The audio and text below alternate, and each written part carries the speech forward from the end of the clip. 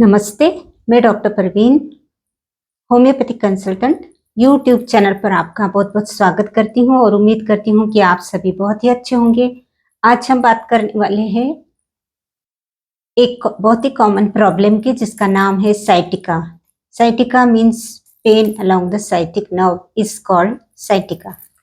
ये sciatic nerve कहाँ होती है और ये दर्द क्यों होता है और इस पर कौन कौन सी होम्योपैथिक मेडिसिन है जो बहुत अच्छा काम करती है, और इस पर मैं एक पेटेंट होम्योपैथिक मेडिसिन जो कि जर्मन कंपनी की है उसका नाम भी बताऊंगी।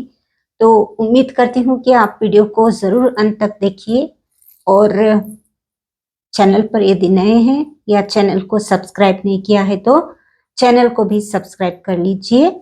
तो हम आज शुरू करेंगे साइटिका पेन के बारे में। तो ये साइटिका पेन जो होता है वो साइटिक नर्व में होता है और साइटिक नर्व जो होती है वो 5 नर्व के कॉम्बिनेशन से बनाई गई एक बहुत ही हमारे शरीर की सबसे लॉन्ग नर्व है और ये पैरों में होती है, दोनों पैरों में ये साइटिक नर्व जाती है। ये हमारा जो वर्टिब्रल कॉलम होता है पीछे का, तो उसमें जो लंबर वर्टिब्रा होता है 4 और 5 और S1 मीन सैक्रल जो बोन्स होती है उसका S1 पोर्शन, वहां से ये नस निकलती है और पीछे के पार्ट से means back of the thighs और बैक ऑफ द नी, यहाँ से जाते हुए फिर जो काफ मसल्स है वहां से नीचे तक फीट तक जाती है, मीन्स टो तक वो पहुंचती है। इसका मतलब ये बहुत ही लंबी नस है और दर्द होता है तो कमर से लेके स्टार्टिंग कमर में होती है, तो हिप जॉइंट में वहां से दर्द शुरू होता है, झंझनाहट होती है और बर्निंग सेंसेशन भी हो सकता है। तो वहां से शुरुआत होती है और फिर धीरे धीरे वो स्प्रेड होता है पेन और नीचे तक आता है। तो इसी पेन को कहते हैं साइटिक पेन और इस बीमारी को कहते हैं साइटिका। तो उस पर होम्योपैथी में बहुत अच्छी एक मेडिसिन है जो कि डॉक्टर रिक्वेग द्वारा बनाई गई जर्मन कंपनी की मेडिसिन है। उसका नाम ड्रॉप्स है वो, और वो R71 ड्रॉप्स के नाम से बहुत ही बहुत प्रचलित है। R71 ड्रॉप्स ये साइटिका ड्रॉप्स कहलाती है और डॉक्टर रिक्वेग ने इसे तैयार किया है। साइटिका प्रॉब्लम पर ये बहुत ही अच्छा काम करती है। इसमें जो साइटिका पर जो साइटिक पेन हो जाने पर जो दवाइयाँ बहुत असरकारक है वो इसमें कॉम्बिनेशन है। इसमें एकोनाइट है, आर्सेनिक है, उसके बाद में कोलोसिंथिस है जो कि न्यूरैल्जिक पेन के लिए बहुत ही अच्छा काम करती है लेफ्ट साइडेड, और नेफालियम करके है एक मेडिसिन, और उसके बाद में है magnesium phosphoricum. Means magnesium phosphoricum तो नस के और न्यूरैल्जिक पेन के लिए बहुत ही फेमस है, राइट साइडेड रेमेडी कहलाती है। तो इस तरह से ये मेडिसिन इसमें डली गई है। तो आप जब भी किसी को साइटिक पेन होता है तो R71 तो आपको स्टार्ट करना ही है। उसके डोजेस भी बॉटल पर लिखे होते हैं डॉक्टर रिक्वेग द्वारा। R71 ड्रॉप्स आप लेकर आएंगे तो उसमें डोज लिखा होता है किस तरह से लेना है। 10-15 ड्रॉप्स आपको आधे कप पानी में मिलाकर लेना है, और उसको यदि पेन बहुत अधिक हो रहा है, बहुत अर्जेंट आपको रिलीफ चाहिए, तो आप उसको फ्रिक्वेंटली भी ले सकते हैं। तो आधे आधे घंटे के अंतर से भी आप इसे रिपीट कर सकते हैं। जैसे जैसे पेन कम होता है वैसे वैसे आप डोज को धीरे धीरे कम कीजिए। तो इस तरह से R71 तो बहुत अच्छा रिजल्ट देगी और तुरंत आराम मिलेगा। और इसके अलावा फिर डाइल्यूशंस में आपको अकॉर्डिंग टू सिम्टम्स, आपका राइट साइड में दर्द है, लेफ्ट साइड में दर्द है, किस तरह से है, नमनेस है क्या, या फिर सिर्फ पेन है, तो उसके अकॉर्डिंग आपको मेडिसिन्स डाइल्यूशंस के रूप में भी लेना है। तो उस पर हम बात करेंगे। तो सबसे पहले मेडिसिन साइटिक पेन के लिए आती है कोलोसिंथ है, उसके बाद में हाँ, पहली मेडिसिन R71 ड्रॉप्स तो हो चुके। उसके बाद में सबसे पहले मेडिसिन आती है कोलोसिंथ। तो कोलोसिंथ ये लेफ्ट साइड पर काम करती है और अधिकतर ये प्रॉब्लम महिलाओं में दिखाई देता है। तो लेफ्ट साइडेड में बहुत ज़्यादा साइटिक पेन रहता है। बहुत सारे cases left sided sciatic pen के ही आते हैं। तो उसमें कोलोसिंथिस बहुत अच्छा काम करती है। तो कोलोसिंथिस आपको 30 पोटेंसी में लेना है, 4-5 ड्रॉप्स। आप इसको फ्रिक्वेंटली ले सकते हैं। मीन्स यदि पेन बहुत ज़्यादा है तो आप 15-15 मिनट के अंतर से भी इसको रिपीट कर सकते हैं ताकि आपको जल्दी से आराम मिल सके। तो कोलोसिंथिस लेना है जबकि लेफ्ट साइडेड पेन है ऐसी सिचुएशन में। और उसके बाद में इसका जो दर्द है कोलोसिंथिस का, वो आराम मिलता है। बहुत प्रेशर दिया मीन्स दबाने से बहुत अच्छा लगता है। तो जहाँ साइटिक पेन हो रहा है और बहुत ही हैवी प्रेशर दिया है और आराम मिल रहा है, तो ऐसी सिचुएशन में कोलोसिंथिस आप ले सकते हैं। उसके बाद में दूसरी मेडिसिन आती है मैग्नीशियम फॉस्फोरिकम, मीन्स जिसे मैकफॉस कहते हैं।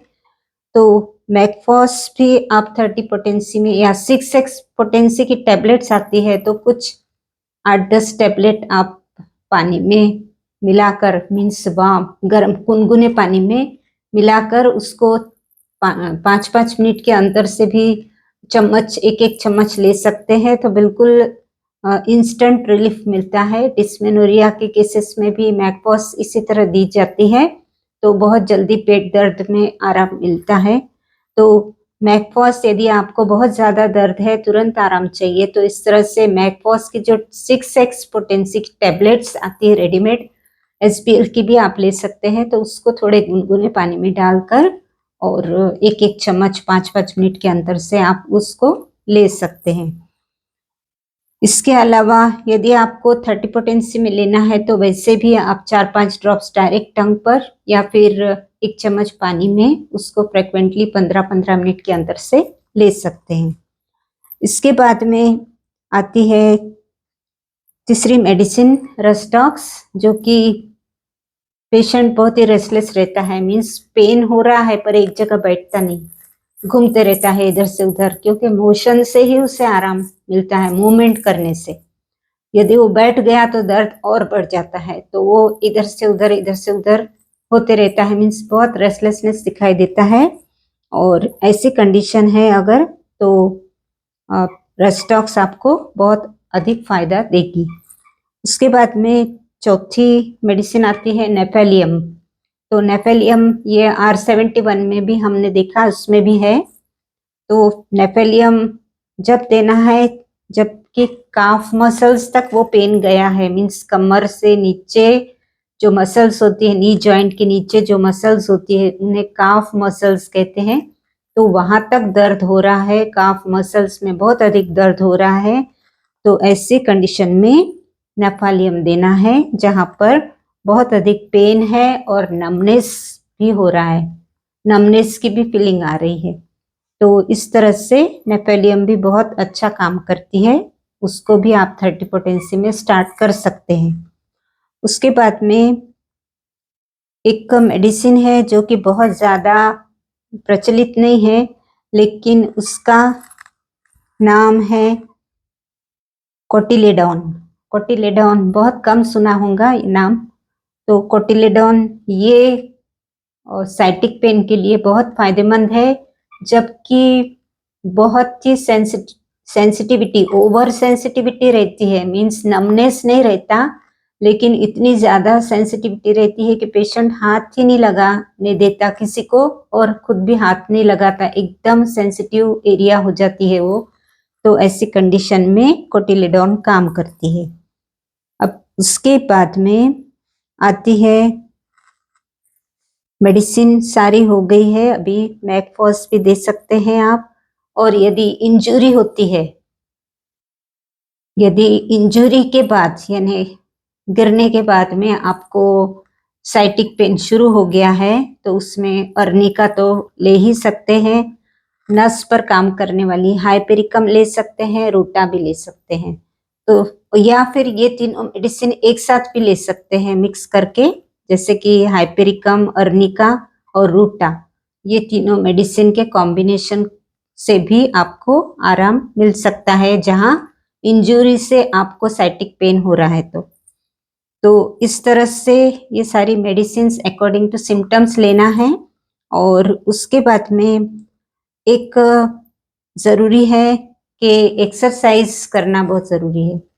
जैसे कि बैठे रहने से एक जगह पर यदि आप बैठे रहते हैं तो वो सर्कुलेशन भी ठीक से नहीं होता और दर्द जो है वो भी जाता नहीं। तो आपको हमेशा ही कुछ ना कुछ एक जगह बहुत देर तक नहीं बैठना है। और थोड़ा सा जैसे कि आप लैपटॉप पे काम कर रहे हैं, झुक कर काम कर रहे हैं तो उसको अवॉइड करना है। थोड़ा 1-1 घंटे में आपको खड़े होना है। उसके बाद में यदि आप झुक कर काम कर रहे हैं, जैसे कि कोई नीचे बहुत हैवी कोई सामान है, तो आप एकदम झुक के उसको झटके से उठा रहे हैं, तब भी साइटिक पेन शुरू हो सकता है, तो उसको भी अवॉइड करना है। तो इस तरह से, या फिर आप सोए हैं और सुबह जब उठते हैं तो सबसे अच्छी आदत है कि सुबह जब आप उठते हैं तो राइट साइड पर हो जाइए। राइट साइड पर हो जाने के बाद में आप उठिए, तो उससे क्या होगा कि आपको कोई भी किसी भी तरह का दर्द नहीं होगा। यदि आप एकदम से झटके से सीधा उठते हैं, लेटे हैं और सीधा एकदम उठते हैं तो कभी-कभी ये साइटिक पेन शुरू हो सकता है।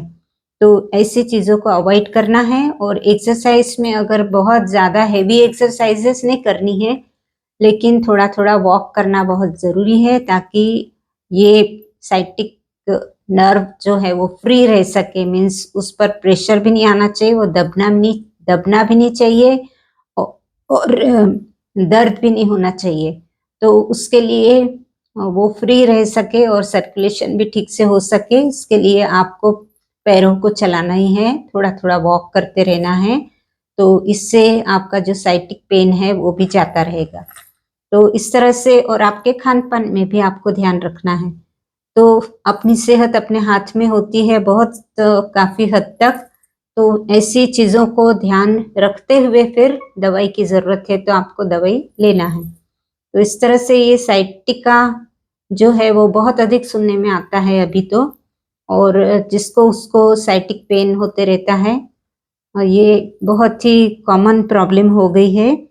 तो उम्मीद करती हूँ कि ये जानकारी आपके लिए बहुत ही महत्वपूर्ण रहेंगी। तो फिर आज के वीडियो में बस इतना ही। हम मिलेंगे फिर अगले वीडियो में। तब तक के लिए आप वीडियो को लाइक कीजिए, कमेंट कीजिए, शेयर भी कीजिए। और चैनल पर यदि नए हैं या अब तक सब्सक्राइब नहीं किया है तो अभी हमारा 1000 सब्सक्राइबर के करीब आ रहा है।